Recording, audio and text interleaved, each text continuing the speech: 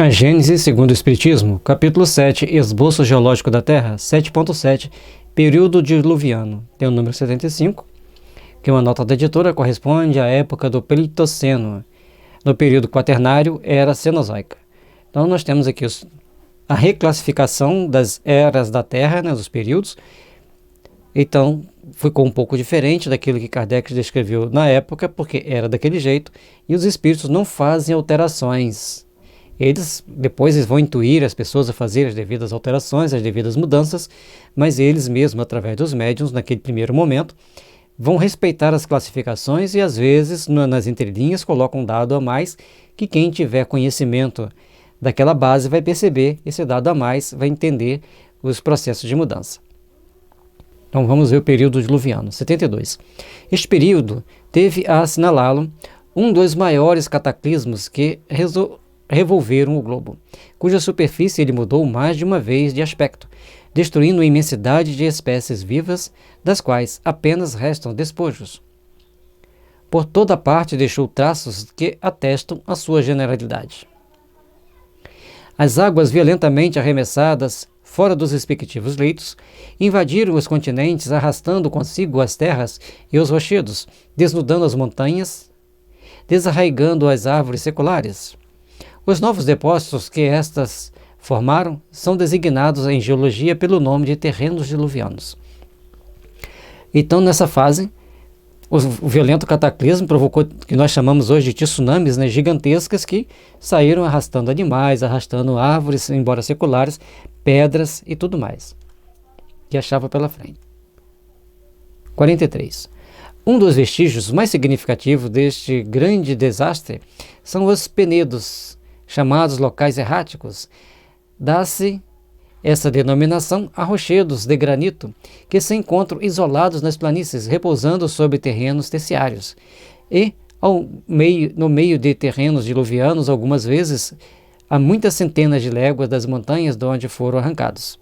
Então tem esses blocos chamados de erráticos ou de penedos, que são arrastados de centenas e centenas de quilômetros das montanhas onde eles estavam provavelmente. E eles ficam no terreno terciário, quer dizer, como que essa pedra surgiu aqui? E nós vamos ver também, talvez não seja essa classificação, mas aqui em Minas, na região dos quilimérios, tem algumas montanhas rochosas de pedras em áreas relativamente planas e aquelas estruturas de pedra no meio. Seria um dos exemplos que o Kardec está colocando. Essas pedras não foram arrastadas, elas foram desnudadas, pelo que eu entendo. Certo? Carece de pesquisa, mas como é uma região que, se vocês buscarem, vocês vão ver as fotos, vão ver os vídeos, então, depois que acabar o estudo, não vai sair agora para olhar, não. Aí a gente vai tendo a ideia daquilo que ele está falando ali. É claro que só a violência das correntes há podido transportá-los a tão grande distância. Ali tinha um número 76 ali no finalzinho, as grandes distâncias. Nota de Allan Kardec, um desses blocos, evidentemente provindo de uma composição das montanhas das Noruegas, serve de pedestal à estátua de Pedro Grande em São Petersburgo. Lembrando que a Noruega ela contorna a costa oeste da Europa, né, a costa ocidental da Europa. Aí tem faz a divisa com a Suécia, depois com a Finlândia e lá no final, na região de Murmansk, com a Rússia. Então, supostamente, é de lá que veio, porque lá de onde está a Noruega até São Petersburgo tem um grande mar no meio, que é o Mar Báltico. Creio que não seja possível uma pedra ser transportada pelo mar. Então, ali pelas planícies da divisa entre a Finlândia e a Rússia, ela veio naquela região até chegar a São Petersburgo. Certo? Que a Noruega faz assim. Então aqui em Murmansk está aqui assim, tá? E aqui ela faz divisa com a Rússia lá no final. 44. Outro fato não menos característico e cujas causas se não descobriu ainda é que só nos terrenos diluvianos se encontram os primeiros aerólitos, pois que somente nessa época eles começaram a cair. Segue-se que, anteriormente, não existia a causa que os produz. Então, esses aerólitos nos terrenos diluvianos que aparecem. E complementando aqui, aerólitos são meteoros que caem na Terra. E no caso podem ser dos mais variados tamanhos, e ao entrar na atmosfera eles se queimam, ficam incandescentes, explodem, perdem tamanho, porque o impacto deles na Terra, se for muito grande, causa grandes danos, grandes destruições. 45. Foi também por essa época que os polos começaram a cobrir-se de gelo e que se formaram as geleiras das montanhas, o que indica a notável mudança na temperatura da Terra, mudança que deve ter sido súbita, porquanto, se houvesse operado gradualmente, os animais, como os elefantes, que hoje só vivem em climas quentes e que são encontrados em tão grandes números no estado fóssil nas terras polares, teriam tido tempo de retirar-se pouco a pouco para as regiões mais temperadas. Tudo denota, ao contrário, que eles provavelmente foram colhidos de surpresa por um grande frio e sitiados pelo gelo.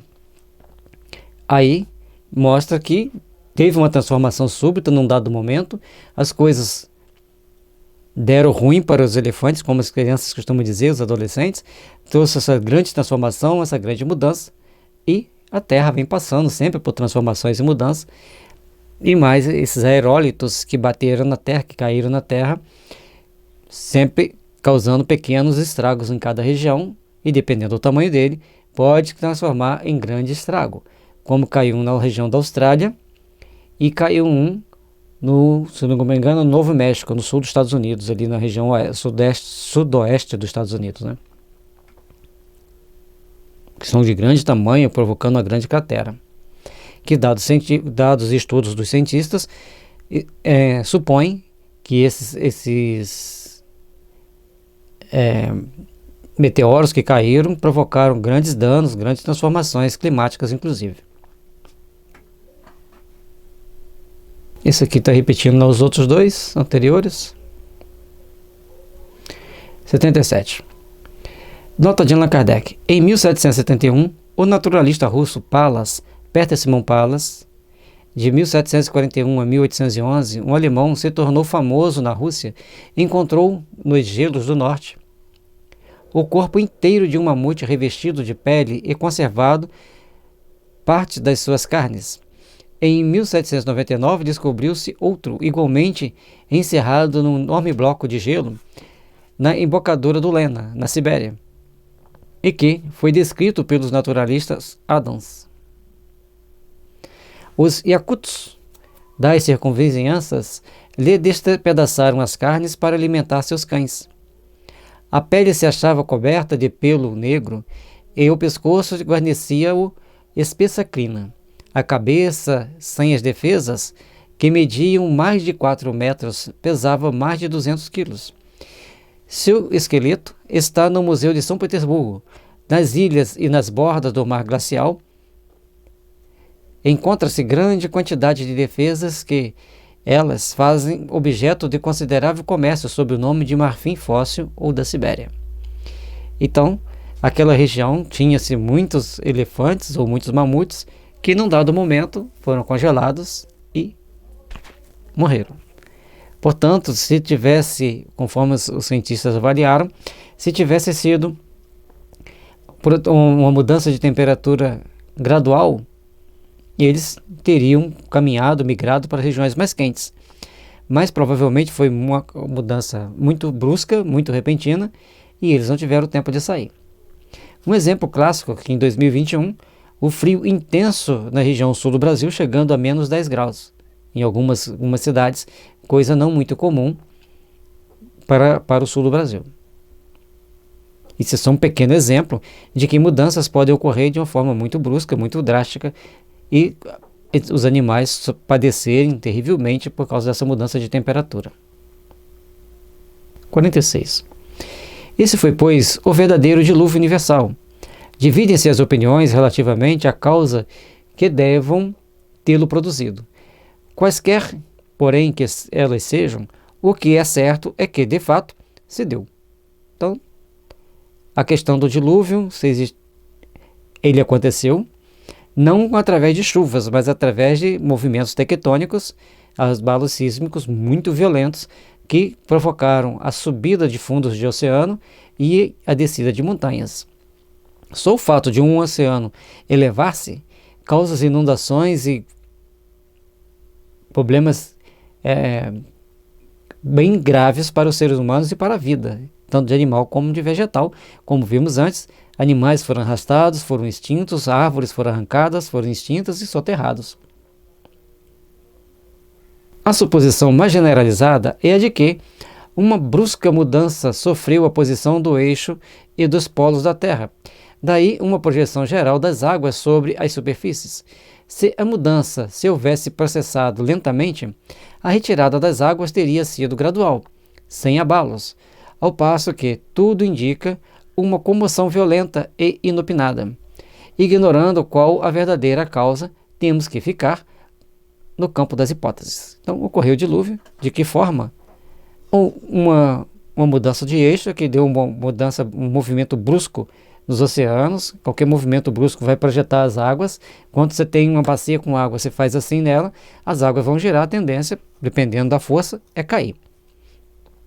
Assim como a elevação de um fundo de oceano, um grande terremoto em algumas regiões causando inundações, como teve em 2004 na Indonésia. Então tem muitas possibilidades. E um dado interessante, que uma tese que alguns cientistas defendem, que o Estreito de Gibraltar, ali entre a Espanha e a África, eram unidos. E ali tinha uma elevação de terreno que impedia que as águas do Oceano Atlântico adentrassem aquele fundo vale, uma depressão que era a região do Mediterrâneo, onde tinha cidades e uma povoação próspera e produtiva, porque o vale era bastante fértil. Teoria que existe. E, devido a uma série de fatores, cada um dos cientistas levanta uma hipótese. Edgar Armand, no livro Os Exilados da Capela, ele diz que os africanos invadiam constantemente a Europa e o vale, causando grandes problemas, grandes guerras e destruições. E, então, devido a esses grandes transtornos e a necessidade de fazer com que a Europa progredisse, já é um negócio meio eurocentrista, né? Mas tudo bem. Então, resolveu-se que ali um forte terremoto abriria o Estreito de Gibraltar e ela seria inundada. Para inundar toda aquela água, toda aquela área, levou vários e vários dias, segundo os cálculos. Então, porque abre uma fenda, a água do mar vai passando, vai escavando, até porque não abriu aquela fenda gigantesca, deu uma rachadura. E a água começa a passar, começa a vir as ondas batendo e vai passando, vai quebrando, vai cortando e criou o Estreito de Gibraltar. É uma teoria plausível, respeitável e que os cientistas vão buscando dados que mais ou menos comprovam essa ideia. O deslocamento repentino das águas também pode ser ocasionado o levantamento de certas partes da crosta sólida e a formação de novas montanhas dentro dos mares, conforme se verificou no começo do período terciário. Mas, além de que, o cataclismo não teria sido geral. Isso não explicaria a mudança subitânea das temperaturas dos polos. Então, como não foi esse cataclismo, não foi geral, um levantamento de montanha e um levantamento de fundo do mar, não mudaria a temperatura dos polos. Para mudar a temperatura dos polos, tinha que ter alguma transformação maior. O impacto de um grande meteoro, causando aí uma cortina de fumaça, de poeiras, né? Uma erupção vulcânica gigantesca também pode provocar, ou muitos vulcões expelindo gases ao mesmo tempo, provocar uma grande cortina de fumaça, impedindo os raios solares atravessarem a atmosfera, mas isso a ciência também teria como descobrir relativamente. Existem muitas possibilidades. O que aconteceu para os polos congelarem tão rapidamente? Rochester é bom para contar essas histórias, né? Poderia nos revelar esses fatos. 47. Na tormenta determinada pelo deslocamento das águas, pereceram muitos animais. Outros, a fim de escaparem às inundações, se retiraram para os lugares altos, para as cavernas e fendas, onde sucumbiram em massa, ou de fome, ou entredevorando-se, ou ainda, talvez, pela irrupção das águas nos sítios onde se tinham refugiado, e de onde não puderam fugir. Então, existem cavernas cheias de ossadas, como se a água tivesse transportado os animais e eles caído dentro dessas cavernas, em algumas fendas, ou seja, tem vários vestígios em que indicam que a força das águas sucumbiram esses animais. Assim se explica a grande quantidade de ossadas de animais diversos, carnívoros e outros, que são encontrados de mistura em certas cavernas, que por essa razão foram chamados brechas ou cavernas ossosas. São encontrados as mais das vezes sobre as estalagmites. Em algumas, as ossadas parecem ter sido arrastadas para ali pela correnteza das águas. Então tem várias hipóteses, várias situações e vários dados, várias condições que os cientistas chegam a certas hipóteses. 78. Nota de Allan Kardec: conhece-se grande número de cavernas semelhantes, algumas de enorme extensão. Várias existem no México, de muitas léguas. A de Aldesberg, em Carniola, na Áustria, tem nada menos do que 3 léguas, quase 14 quilômetros. Uma das mais notáveis é a de Gainireucht, do Wittenberg. Há muitas delas na França, na Inglaterra, na Alemanha, na Itália, na Cilícia e em outros países da Europa. Então, naquela região, teve um dilúvio. De alguma forma, teve. Porque os vestígios, as marcas deixadas, indicam que uma grande correnteza levou para ali os animais, levou para ali terras e ossadas.